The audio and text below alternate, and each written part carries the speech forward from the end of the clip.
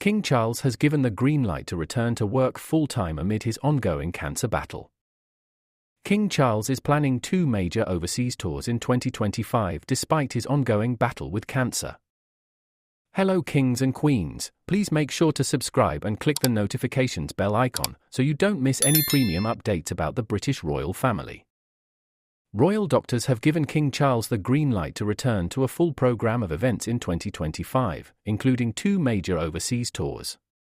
Despite his ongoing battle with cancer, Charles is keen to press ahead with his plans for high-profile tours in the spring and fall, with Canada potentially being a destination. During his current 9-day visit to Australia and Samoa with the Queen, the King appeared exhausted at times. It concluded on Friday with the traditional Ava ceremony.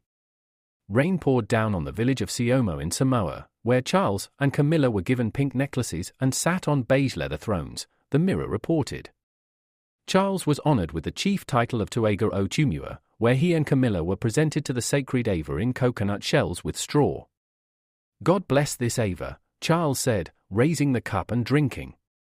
He also made a pointed reference to his illness, saying, "I will always be loyal to this part of the world and I hope I will survive long enough to come back and see you." The King has been receiving weekly cancer treatment since his diagnosis in February.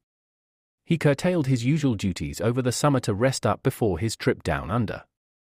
A palace official said, "We are now working on a full program of foreign tours for next year, which is high for us to know that we can think in these terms." Ahead of the tour, it was revealed that the 75-year-old has been following a strict new health regime, including immersing yourself in nature and spending time with loved ones. Along with the Queen carrying out up to 10 engagements a day, the palace source said, it is also a great measure of the way the King deals with diagnosis, who is a big believer in mind, body and spirit. This combination works very well on a visit like this, because he feels that sense of duty so strongly that it keeps his mind and soul occupied. During the tour, spectators commented on how exhausted the King looked, likely due to jet lag and the humid weather in Australia and Samoa. His condition seemed to be improving as he appeared to be adjusting to the time difference and getting some rest by reading a good book and even swimming with the Queen of Samoa. Before the tour, the King's senior aides contacted representatives of the Australian Republican movement to reassure activists that Charles would not stand in the way of nations that might, in the future, choose to sever ties with the monarchy. The King made contact with several Indigenous elders and spoke of his respect for their culture across generations. However, in the Australian capital, the King and Queen of Canberra faced a host of insults from the Australian Aboriginal Senator, Lydia Thorpe.